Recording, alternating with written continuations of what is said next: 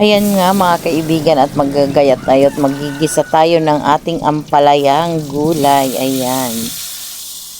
Ayan, nalagyan natin ng kamatis at sibuyas. Yan lang ang ating ingredient na ilalagay. Ingredient malawas, ayan. Gulay din naman sila.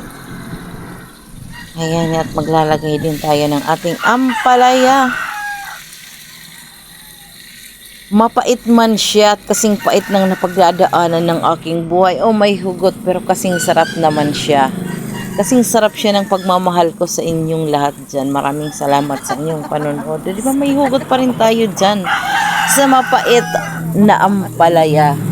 Pero kasing sarap ng pagmamahal niya. Sana all may pagmamahal tayo dito sa isa't isa. Yan nga, hinalukay-halukay natin ng kaunti. Hindi na ako dyan maglalagay ng itlog. Parang adobo style lang siya. Kasi yung itlog is dumidikit ang itlog. Mahirap dumikit ang itlog sa isang mapait. Wow! Sana all! Mapait! Di ba?